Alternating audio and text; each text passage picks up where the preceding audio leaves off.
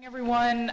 My name is Jane Santa Cruz. I work with the Dallas Fed. I'm based here in our Dallas office, and I'm so excited to be facilitating this first session.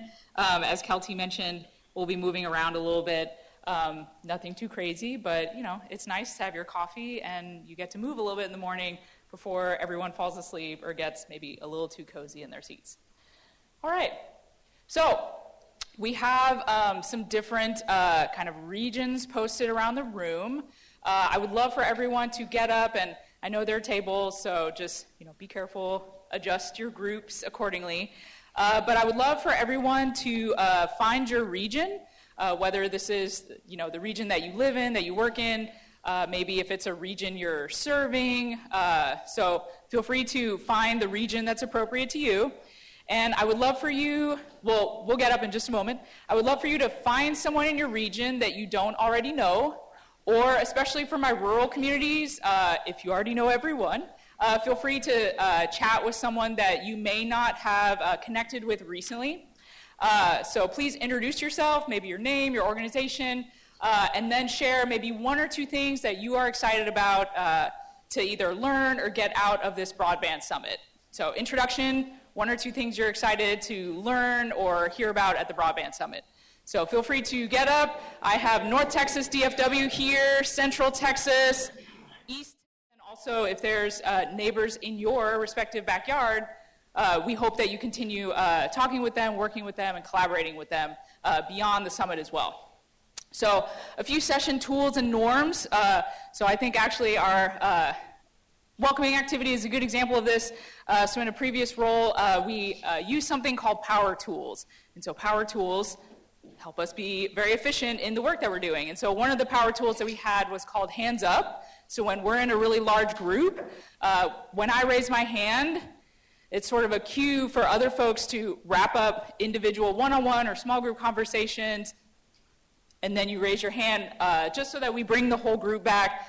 And I'm not yelling at you through the mic. No one likes to be yelled at, especially early in the morning. So we're going to give it a little test run. So go ahead and pretend to talk with your table or someone at your table.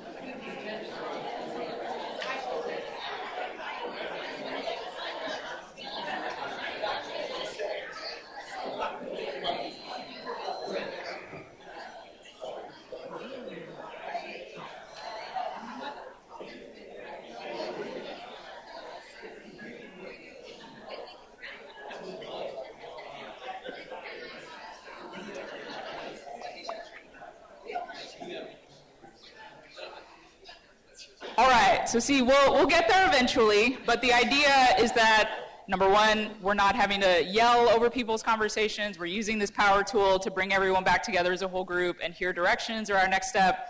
I would like to point out that it is a party foul to raise your hand and then be like, hey, KC, did you watch the Super Bowl? Yeah, I had nachos. They were really good. Let me tell you about the game. So it's okay to wrap up a comment or wrap up your conversation with someone, but then when you're ready, you raise your hand and sort of, it works out well because then there's kind of a nice wave.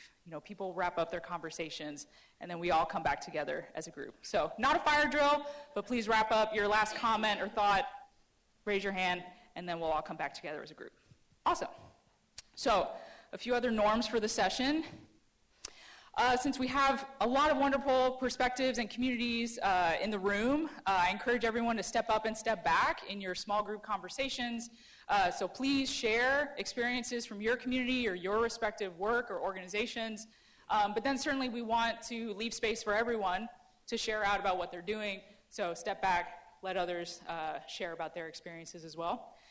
Be curious and solution-oriented. This is a great reason why we're convening folks. We're trying to find solutions to real challenges and needs. Listen. And then finally, really, the discussion is only as rich as sort of the contributions and experiences of everyone here. So please be engaged, be focused on your conversations, what you're sharing with folks. But certainly, we want you to take care of your needs. We want you to be comfortable. Hopefully, folks pointed this out earlier, but we do have bathrooms here just outside the hallway here, and there should be guest Wi-Fi access on your table. If not, feel free to find a Dallas Fed person and we can answer questions and point you in the right direction. All right.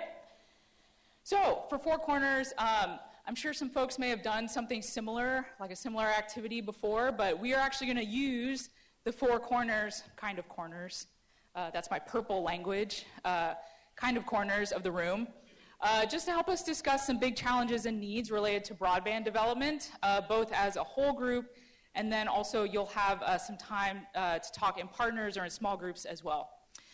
And then certainly, as we mentioned before, we want to create opportunities for participants to connect with others for troubleshooting, ideas, resources, all of those good things.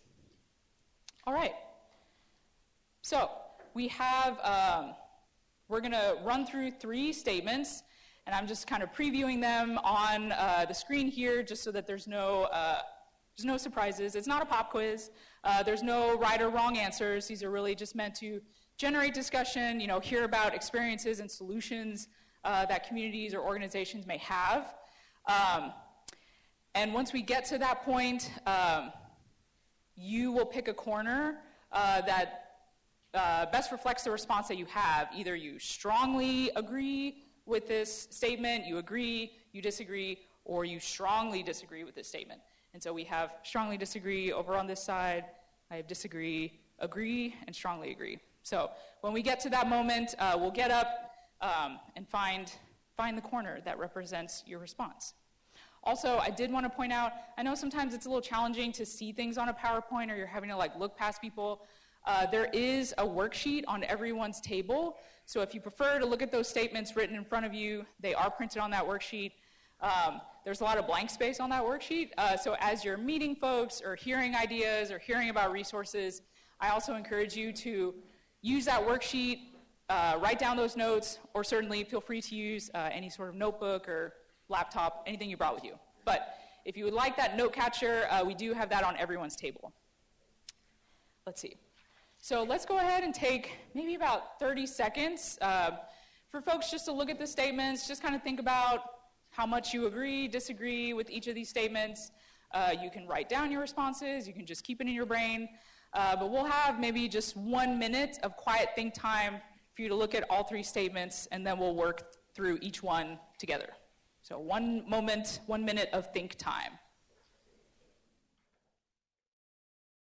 Hopefully folks have some responses in their brains for each of the 3, just so that none of them come as a surprise. Again, there are no right answers. We encourage you to choose the response, and ultimately the corner, that best reflects your current reality, not necessarily an ideal or what you feel like should happen, but we're really just trying to generate discussion and sort of get a little pulse check and have folks share out about their current experiences. All right, so also just previewing the process, just so that there's no surprises. For folks who haven't participated in Four Corners before, we will focus on each of the statements individually. You will move to the corner that best reflects your response in terms of agreement level. We'll give a few minutes for folks to discuss in a small group. So within your corner, there might be, 10, 20 people, but then maybe find a partner or even groups of 3. Groups of 3 are great, especially if we have odd numbers. But we'll take a few minutes for you to sort of talk with 1 or 2 people. Why did you pick this corner? Why do you agree or disagree? And then we will come back together as a whole group, and we'll pick a volunteer from each group just to kind of share their perspective on why they agree, why they strongly disagree. Just noting that as we pick volunteers to share out, I'll try my best to pick different people so that we hear from different voices in the room. It may not be reflective of the entire corner, like everyone in that group's feelings or perspectives, but we just want a sampling. So why did someone strongly disagree with this statement? Why did someone strongly agree with this statement? So we'll just get a little sampling of the responses. And then we'll repeat with the next 2 statements. All right, so let's go ahead. If folks would do me a favor and get up, let's start with our first statement. Go ahead and move to strongly disagree, disagree, agree, or strongly agree. Without strong community buy-in, even well-funded broadband projects struggle to move forward. But we'd love to hear from each corner I'm noticing disagree looks very lonely. So it looks like we have groups at strongly disagree, agree, and strongly agree. So I would love to start with strongly agree. Would anyone like to share out either kind of their thoughts or something they heard from their group, just brief comments about why you strongly agree? All right. Yeah. Here we go. Yeah, I talked to a couple of people in the group, and there are some great examples of why we strongly agree. We have some data center projects that are coming up, and there's one close to my home, and what they're struggling with is that they had all the blueprints and everything laid out, but nobody thought about the water. You can have all the money in the world, but if you don't have a game plan, you're not going to get to the end result that you want. I think it's very important to engage as many people in the community as you can so that these sorts of problems are cut off at the path. Awesome. Thank you so much. You look like you're volunteering. I agree with everything we just heard. We've also had communities where people are kind of unaware what's going on and it goes smoothly. And so while I completely agree with everything that was said, we have seen some times that we've been able to do it pretty easily without a big disruption, and people are just pleasantly surprised that they have internet now. That's wonderful. Thank you. Let's see. Mary Cruz, would you like to check with our strongly disagree? Yes. Would anyone like to volunteer and share out why they, or even something that their group shared? What came up in terms of strongly disagree? We have 2 comments. All right. We'll make room for 2 comments. The short version on our end was nobody in this room has bought internet or broadband because of their feelings. It's been a price point and a marketing thing and availability. So it doesn't really matter if you have buy-in from the community. You're going to buy the broadband if it's existing and meet your needs. So I got thrust into this. I thought he was going to take a lead. But my 40 years experience as a public official in different capacities has taught me that the reason I disagreed with that particular, I feel more that we need to advocate more engagement with the community, because without the buy-in from the community, you need to make sure that they're knowledgeable of what's taking place, all the intricate moving parts that are involved. And I just learned right now that one of the biggest obstacles for us in cities is the regional areas in which the IT sector, correct, is involved. So for us to be able to reach out and formulate a dialogue moving towards the LTE projects, need to have the buy-in from the community in everything you do, because you always have 2 opposing sides. You have the ones that are for the project and the ones that are against it. And most of them are not knowledgeable enough to understand what really is taking place. So it's very important for the community to be educated on all factors contributing to the decision to participate in a public-private partnership such as. Thank you. And actually, I'm sorry, I skipped a step, so I'm going to go back to my speakers really quickly. Could you introduce yourselves just so that folks, if folks want to follow up for further conversations, they know who they're looking for? I'm Andrew Monroe with Plains Internet. Thank you. And I think I'm badged all over, so Mayor of Balcones Heights, right in the center of San Antonio, Texas. Oh, okay, great. Thank you. Would you like to introduce yourself? Yeah, Jim Hummingbird. I'm with Telecom Insurance Group. We're an insurer of broadband providers.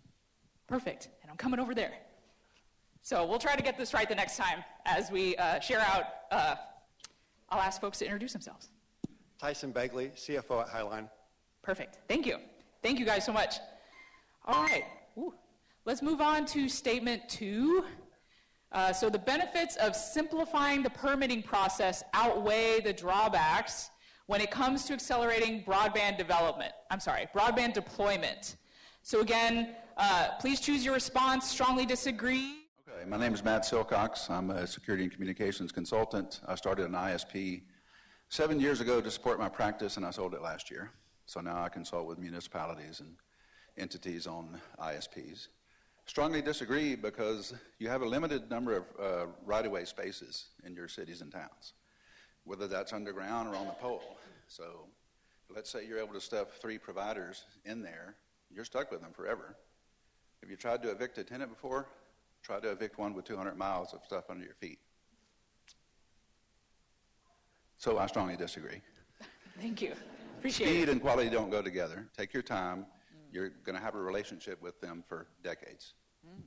The people that you bring into your community. It matters that you have good actors and not just people who are interested in self-service. This is a community project. It is stuff that services millions of people across the United States. So it's important that we do it right. And doing it right means going through that permitting process. Otherwise, what we're risking is not just poor service and, unempathetic businesses moving in there, but also what we're creating is a maintenance bill for the cities. We're creating a long-term cost that is not going to be on the ISPs. It's not going to be on the providers. It's going to be on the community. It's going to be on the cities. And they're already managing resources at a very limited capacity. So, and then we had an ISP that also brought up the interesting perspective that many of the rural towns, many of the smaller cities just don't have the resources to meet those permitting costs, so it slows them down. So if it's not a matter of simplifying the process, it's about getting the resources in there so the process can be done properly, much more efficiently. Volunteers from our Agree group. Okay, perfect. All right, so Catherine Krantz, Communities Unlimited, we do broadband technical assistance for communities. And the reason that I chose Agree was because I felt like to strongly disagree would be to say that you put the process or good at the expense of speed, whereas to strongly agree would be putting speed at the expense of good. And I think that for the communities where I work, getting it done is of the utmost importance. So I think that you do have to have good permitting. I think that rural communities do not have the capacity, and a lot of them still think of this as an opportunity to make a lot of money, whereas they don't see the ISPs as partners, and they need to be faster than that. So communities need the resources to have good permitting in place, but they also just need to get out of the way and let the deployment come, because your community won't be able to reap the benefits of all the things that are coming if they don't have access to internet. So at the point that you have a lot of options and you have ISPs fighting over your market, then yeah, take the time to be more thoughtful about it. But we can't wait a second longer to get these communities connected, is my position. Thank you. Yes. Oh, maybe we can do a third. Hi, volunteer. Guillermo Ilata. I won't introduce my company because I'm here with a bunch of South Texas people that are immediately around me. So we talked about a municipal project. Here to my right, we talked statewide, right, in county rural. I don't think anybody's mentioned simplify. We've talked about speed, but if you talk about simplify, just make the requirements clear and be equitable, and then let people go with that and do it. And so I think for us, or for what we see, is lessons learned, right? What have the people that have deployed well, what do they do well, and how can we learn from that and spread that across the state? Thank you. We can take one more, Jane? Yeah, I think I saw a hand. Partner in the permitting process. We are not charging any permitting fees to the companies that have won grants. We have a $66 million grant that's going to be giving us about 1,000 miles of fiber in our little county, so it's game-changing. Thanks to the Texas Broadband office and Highline, who happen to be standing next to me, it's going to be game-changer. And the county, as a government agency, wanted to get out of the way, and we're doing everything that we can to do to help. The problem we're having is private properties. It's not so much the government, I think we've solved that, but it's the private properties, and I think that's an issue for people. But I strongly agree that simplifying is important.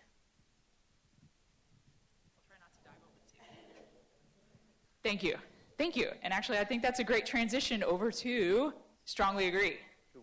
That if it passes Senate, can then take anything that's already been turned, put those utilities underground, and then we can speed things up so that utility poles in cities don't require so much jurisdiction as to what can be on a pole or what cannot be on a pole.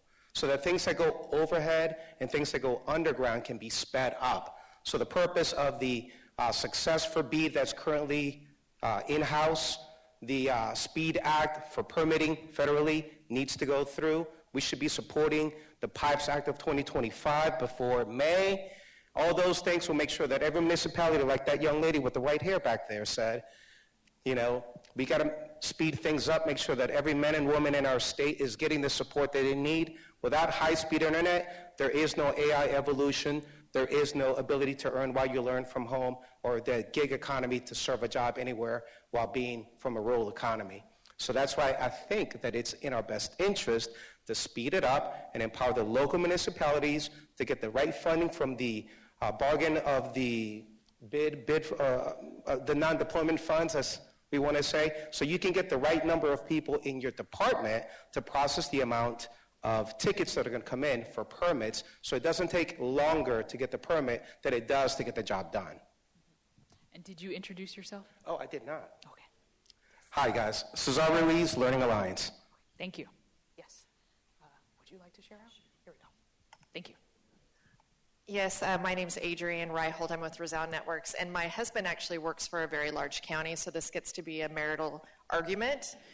And we've had this discussion quite a bit because as the External Affairs Director, I cover every county in the state of Texas, and we have seen where the small counties just don't have the resources, and we have a deadline that we need to meet.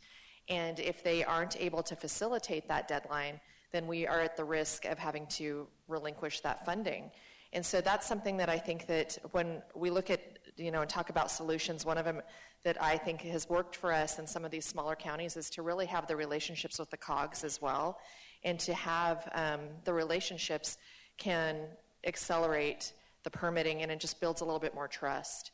But I also have to tell my husband, in this argument that we have regularly with his county, is that we need to not only have those regulations in place, but we also need to make those faster. But then we are also under scrutiny already for the funding, so that we have that supervision to what we are doing. So I have to say that that's just something that I think that does need to go through, and the gentleman before me, that he said all of everything that needs to pass, I strongly support. I think the main issue is permitting the process itself, and I think we can eliminate a lot of the time. And I think it's hard for a lot of the smaller municipalities to realize it and kind of go through this process. But you can automate so much of the permitting, because you have to, people who don't do permitting don't understand what's involved, and there's a lot of verification that has to go on in order to get that permit passed. And so, but a lot of that can be automated as well. So I think if we kind of focus on the process itself, we could probably help come together and kind of get everybody at least a little bit more time. So, appreciate it. We don't have a broadband workforce shortage. We have a coordination problem between employers, trainers, and communities. So do you strongly disagree, agree, or strongly agree? Again, no right answers. But what is your... Yeah, Jordana Barton Garcia with the director of the Rio Grande Valley Broadband Coalition, and several of our members, including the City of FAR and Lupe and others that are here today. And we received one of the broadband workforce grants of the state of Texas, almost $5 million, with the support of Methodist Healthcare Ministries and Valley Baptist Legacy Foundation as our matching funds. But we had to answer that very question to make the case. And not only do we have a shortage from interviewing the City of FAR and other ISPs that are part of our coalition in meeting the needs for expanding broadband through the ISPs or through the local government-owned public utilities, but we know that across the economy, every public utility, every utility, water and gas utility, is having to build extensive fiber all throughout its distribution system to even operate in today's economy. And we know that Texas is going to be putting $20 billion in the next 20 years into water projects. All of them, they're already calling us at the Broadband Coalition, can you get to my water facility? Make sure we have fiber to the water facility. And of course, it's in order to have next generation wireless, which they need throughout their distribution system too, they need fiber. So it's across the board. We have a shortage. So we wanted to make sure that it's not just that frame of BEAD, and it's certainly true, but we have a great need in our economy. And of course, data centers, a lot of y'all are talking about data centers now. I just gave a presentation at the National Digital Inclusion Alliance on data centers and public benefits packages. Well, one of the things, they're going to be building redundant fiber optic lines to the data center.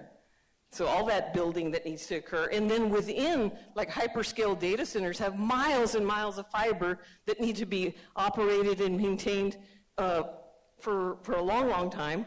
So all those jobs are going to be needed, and we want them to hire a local workforce. That's why we're creating the local workforce.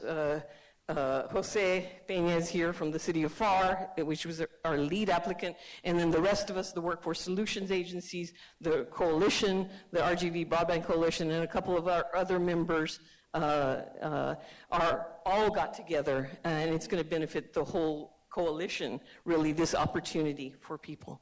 So, anybody else?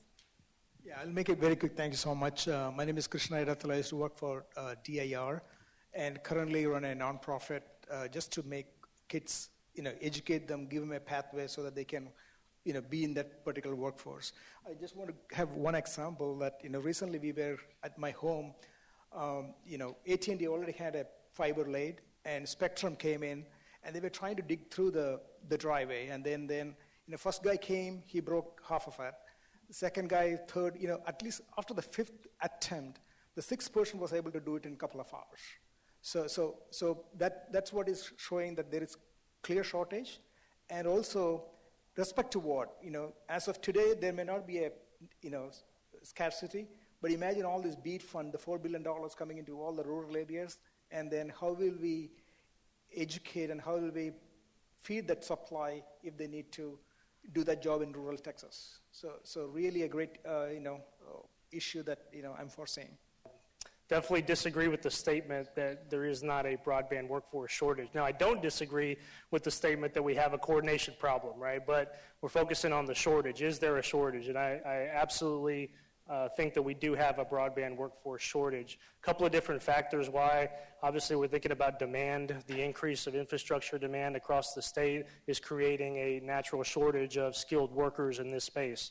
The lack of standardized training. Employers, ISPs, like many of you in the room, don't really know how to train your folks other than OJT, right? Other than on the job. Hire somebody, send them in the field with a seasoned tech, and then they learn kind of the good and the bad, right? And the ugly of how the job is done.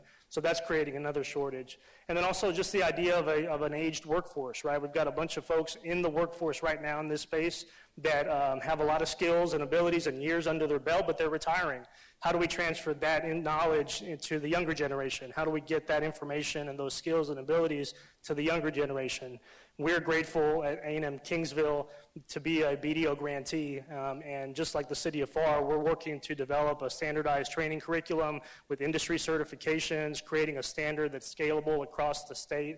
We're very excited about being able to address this shortage, and we're excited about the future of the workforce in this sector, in this broadband area that we're talking about today. So for us, definitely disagree with the statement. I think we do have a shortage, but I'm grateful to the BDO and other partners in this room who have really stepped up to fund the shortage and address that shortage long term. So the future of the Texas broadband workforce is bright.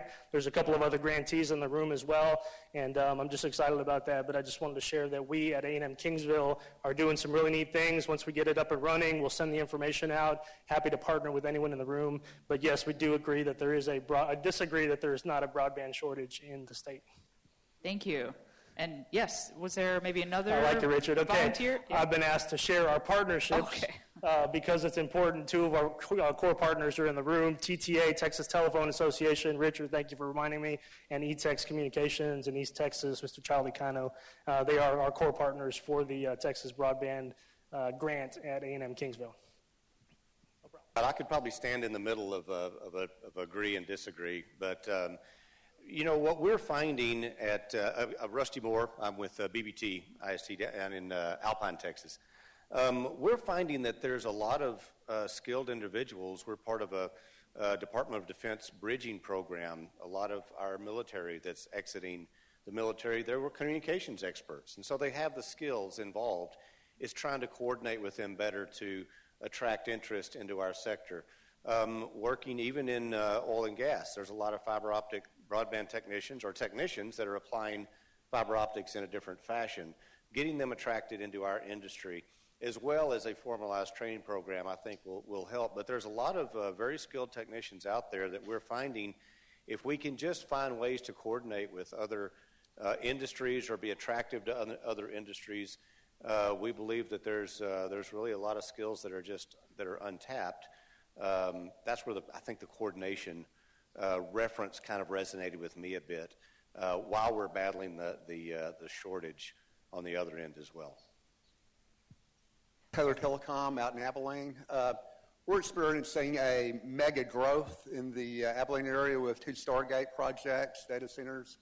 The world's largest data center is being built there, and so workforce shortage is definitely something, but we're so blessed to be with a co-op that cares about the employees and really takes somebody that has good work ethics and trains them hands-on.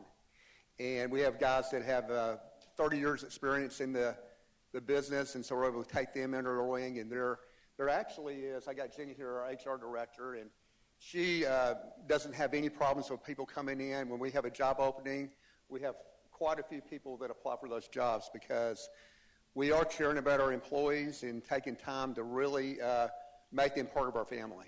And it's been a good success for us. I do strongly agree that there may not be a shortage. However, I think coordinating more with organizations like ourselves, we do digital skills literacy coordination and education. So how do we work with broadband providers and employers to develop a program or a cohort for their new employees and or community partners that starts with teaching the digital skills basics and then coordinates that into, is there any particular program that you want your staff to know? Are there any particular skills that you want your workforce to know? So that way we gradually not only teach them the basics, then we move into those specific employee requirements. That way you are developing a specific pipeline for talent to come in, and whether that's starting with like high school and middle school students through Dallas's like P-Tech programs, or you're taking those who may have come out of the incarceration system, those who may be veterans, or those who may be retired government employees, to refurbish their skills and kind of re-solidify their skills to make them more workforce ready to not necessarily address the shortage, but address the shortage of skills. Folks are finding their seats. We did want to take this opportunity just to hear from a few select voices in the room that might be able to provide just some guidance or resources or some perspective after we went through those 3 statements. So Kelty, would you like to call on a few friends to share with us? Do we have our microphones spread throughout the audience? Great. So I'm just going to invite Charlie Cano with eTex. So if you would get near a microphone, Charlie, there you are. So that I'm going to repeat our 3 statements, and we've just invited a few people to offer reflections on any of these statements and the conversations that you all had. So the 3 statements are: without strong community buy-in, even well-funded broadband projects struggle to move forward. The benefits of simplifying the permitting process outweigh the drawbacks. And then we don't have a broadband workforce shortage, we have a coordination problem. So Charlie, feel free to respond to any of those 3. Okay, thank you, Kelty, for inviting us. I'll start with the workforce one. I think there's a couple points that we need to make. eTex Communications is a telephone internet provider in East Texas. And so I think there's a couple important things. We need the workforce to maintain the network, not to build it. The building is the easy part. Maintaining it and keeping it up. The reasons communities call eTex to say, hey, we want a different provider, or we want another option, is because somebody there did a terrible job of maintaining their existing network. So let's just be honest about that. The other thing is, we need quality employees. We just can't hire anybody. We're sending people into your homes, your grandparents' homes, and they need to be trustworthy. They need to be respectful of your property, and they need to be respectful of the work that they're doing. So it's not hey, anybody can get a broadband job. It's you got to be very carefully vetted, background checked, and we want you to be skillful. We want you to spend as much time as you need with the customer for customer interactions and training. But get out. You got 30 more orders to knock out, in the next couple of days. So just reminding that it's not just a workforce that, and in everything that everybody said is correct. We're aging population, a lot of retirements that we need to replace. On-the-job training has done well for us historically, but now we need to kind of amp that up. So that's why we're building these new workforce solutions in partnership with Texas A&M Kingsville, and we're doing our own that's going to incorporate virtual reality and augmented reality training at the high school level. We need to just speed that up so we can get them ready quicker. You know, instead of 6 to 9 months to get a technician ready in the field, if we can shorten that up by 50%, that's going to be helpful for every provider. The benefits of simplifying the permitting process. Again, I'm going to throw some truth bombs. I may piss some people off, Kelties, but you asked me to come up here. There's just some bad actors out there on how they practice on construction practices. There's bad actors on how they practice on pole attachments, and so we get it. You know, there's hesitation there, but the truth is, we do need to accelerate that. We do need to simplify the process. We need to look at the history of that provider, and let's not block that. Let's not create any more delays. We do need to simplify, but have imprudent, expectations on doing it the right way, proper engineering, proper design, but that does need to be simplified, and so that's just something that is important for us, because whether you're an awardee of a grant, state, federal, or you just have a community that's hungry, is like, hey, we need you to get out here and serve us, we got a shot clock, and we got to hurry up and get it done, because there's plenty of others that still need to be connected, so we need to be mindful of that. And then the first one about strong community buy-in, that's very important. You know, for a lot of providers, a lot of ILECs, a lot of rural providers, our example is we've been in East Texas for 72 years. We are invested in the community. And so, yes, it is important to have community buy-in because it's kind of a reciprocal benefit that the stronger the businesses are, the more that we can invest in the communities, give back to food banks, scholarships, schools. You know, it's an ecosystem. It's a symbiotic relationship when you do it the right way. It's not just a provider coming in and leaving and not reinvesting into that community. So that community buy-in is based on the relationship built of the providers and how much they give back. Thanks, Charlie. We're going to zoom out to a national perspective. And so I'm going to invite Amanda Bergson-Shilcock with National Skills Coalition to share a reflection or two. Hi, folks. It's wonderful to be here, and I'm not just saying that because it's 6 degrees in my home and 79 degrees here in Dallas. It's always a pleasure to work with folks in Texas, and I appreciate you all welcoming me here. National Skills Coalition is a nonprofit workforce and education organization, so I'm going to talk about the workforce. Preview of what you're going to hear from me a little bit later today. So one thing I heard over and over again is a little bit of something that I like to call the discoverability problem, right? How can you get people into the broadband workforce if people don't know what the careers are and don't know what the pathways look like and don't know what their earnings or career path might look like, right? So I know it is very dangerous to come to Texas and say that anyone else outside of Texas may have solved a problem that you all are struggling with. So I'm not dissing Texas. I just want to be clear here. But there are some really good things happening in other parts of the country that I want to lift up. So the first is in South Carolina. In South Carolina, the state government has recognized that apprenticeships and hands-on experience are really important in getting people into the kinds of careers that maybe their parents or their friends and family don't necessarily know about, right? It's not like you're in 3rd grade and everyone says, okay, I know how to be a police officer or a nurse or a teacher. Very few people say, I know how to be a broadband technician, right? Fiber optic technician. So Apprenticeship Carolina has been an effort at the state level to have the state agency provide some support to employers who want to provide pathways into careers that folks might not otherwise find their way into. In Iowa, the state has something called the GAP Tuition Program, which is student financial aid for short-term training programs. You're about to benefit from that in Texas because the federal government passed Workforce Pell in the bill that passed last July, and I'm happy to chat more about that later this afternoon. But thinking about one of the key challenges in helping people find their way into the workforce is I can't afford to quit my job and train for something new, right? And so getting that financial aid to help cover the cost of a training program can be transformational in helping folks make their way out of, maybe they're in a retail job or a food service job, or they've been cobbling together gig work and they want a better future for themselves and their families, but they can't get there without that short-term financial aid to go through a training program. So Iowa has proven it on the state level with their gap tuition program. Now we're moving to a federal world in which we'll have that through Pell Grants, through Workforce Pell. And then finally, I heard over and over again in the first question around community buy-in, I just want to tie this in, right? People need a story in which they can see themselves, right? So is the story, hey, we want farms to be able to succeed and precision agriculture is part of that and high-speed internet is part of making precision agriculture possible?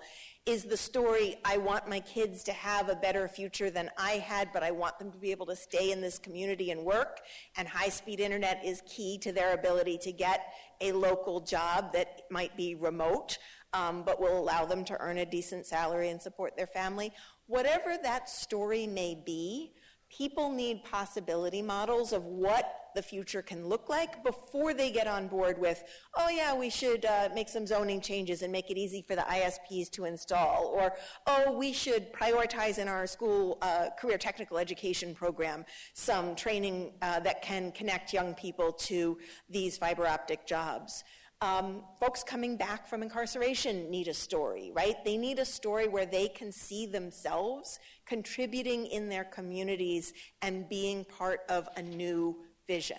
So I would encourage you, whether you work on workforce or not, even if what you're doing is in your mind quite disconnected from the broadband workforce, think about the larger story that you're telling and how people in communities can see themselves in that story.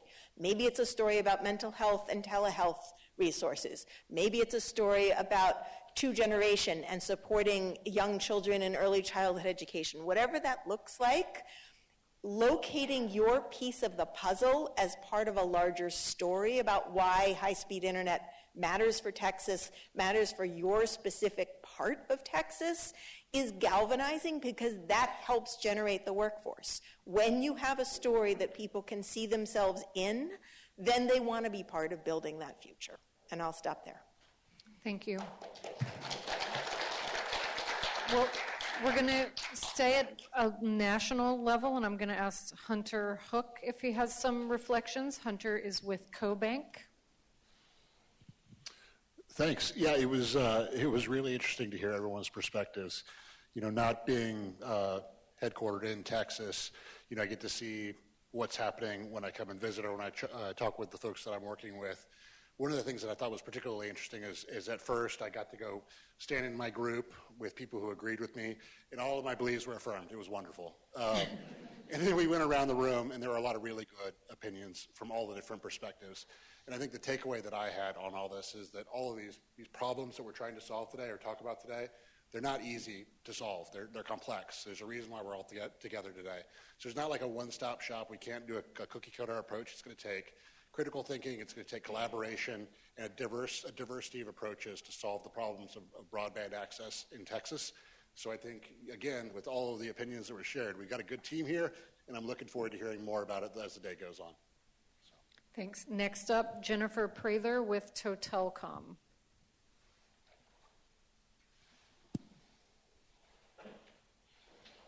Thanks, Kelty. My name is Jennifer Prather, and I'm the CEO at Totelcom Communications. We are a rural broadband provider, a community-based provider, so that's the lens that I hear everything through, of course.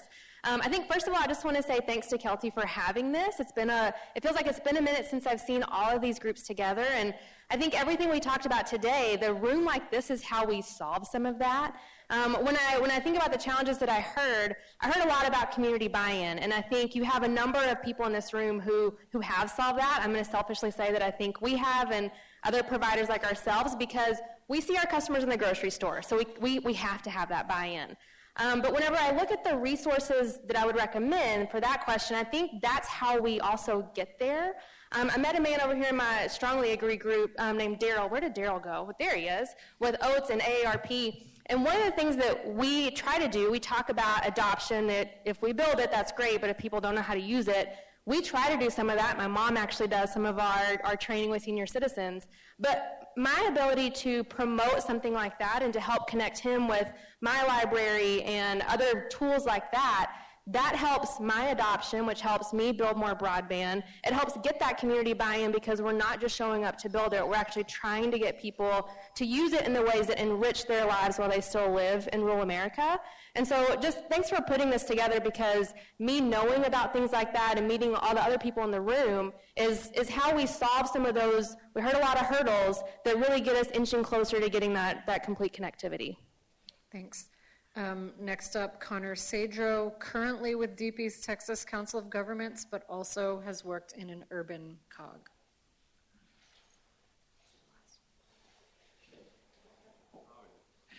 Howdy, folks. Is this on? Yeah? Okay, cool. Sorry, that was a travel journey there.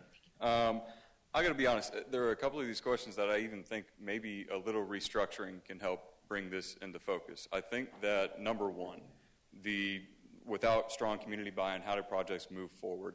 I think the question is, what are we focused on by move forward? Are we focused purely on subs, or are we focused on economic development, the buy-in that could create, mitigation to the issues with workforce if you are buying in initially?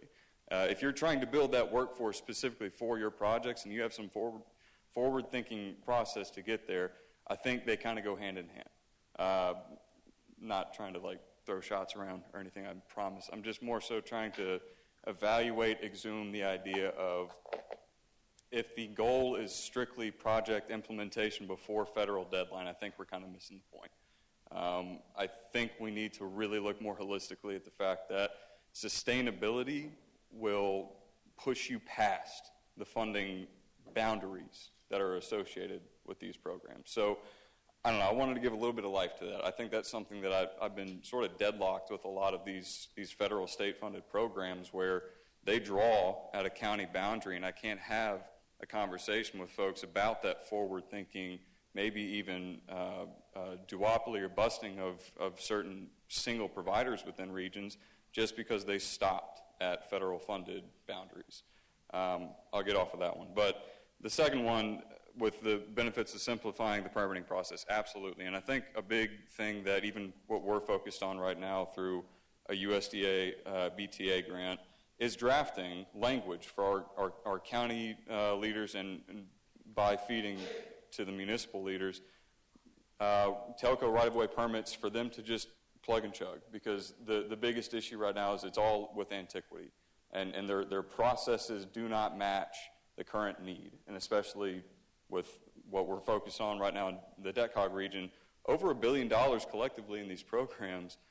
We're about to have a serious issue with that backlog if those antiquity processes are not met to current standard. I want to put one more piece on this, and I'll sit down and shut up. The biggest issue I think we miss with the permitting timeline discussion is a little bit more on the onus of the environmental review process and other issues that go into getting that actual facilitation from state or Fed office. We're dealing with an issue right now where while environmental is absolutely crucial and necessary, there is a pre-constructed tower on a pre-laid concrete slab that we're in deadlock with environmental review process. And I think that if you co-align those two things, that's where you get more of that focus on folks being upset about the municipal permitting timelines rather than a little bit more of that meshed in discussion.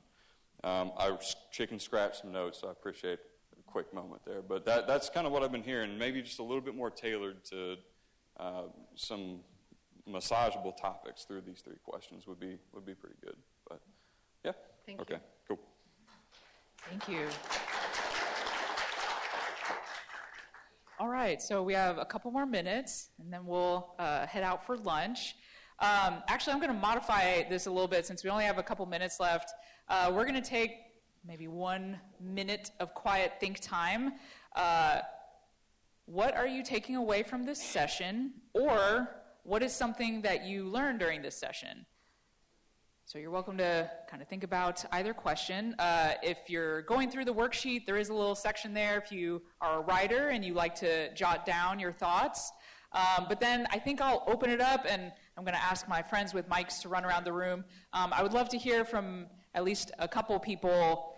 What are you taking away from this session, or what is something you learned this session?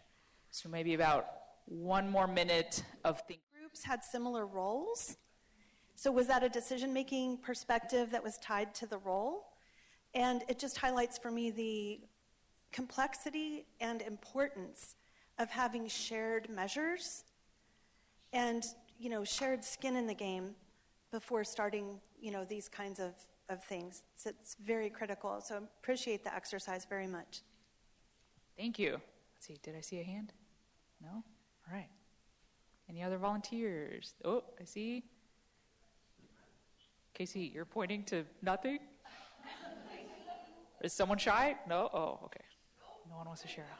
All right. Oh, thank you. Cami Griffiths with Digital Lift. We're a nonprofit that's been around for 18 years, focused on digital skills and community outreach, specifically, adults of all ages, but we work with quite a few non-English speaking older adults. So what I'm taking away from this is just the complexity, as was stated earlier, of the situation. It's not just about creating the infrastructure, but it's outreach and helping people understand what's available to them, the devices, the digital skills for a specific purpose. People aren't just going to use the internet just because. They want to know what's possible for them. What can I do? I can choose to go to the doctor online as opposed to drive for an hour. And so all of us working together for the purposes of economic development or better health outcomes or higher educational attainment, that this is a really powerful community if we connect to each other on all these levels for the shared goal of more power in our communities because of broadband access. And encourage everyone, first of all, thank you all so much for engaging in discussions, in meeting new people, in sort of being open to hearing different perspectives. I encourage you throughout the rest of the summit, please continue talking with each other, meeting new people, especially as folks are introducing themselves in this session. If there's something you would like to follow up with someone about, whether it's a resource or an experience or they're in your same region, this is a great opportunity to chat with people, and especially, as we go to lunch, please continue speaking with each other, just finding those resources and ideas and support. This is a wonderful opportunity to connect with lots of people. Thank you so much for letting me facilitate this session. It looks like you guys even have, if you're looking for something to talk about over lunch, we have more resources for you, so check out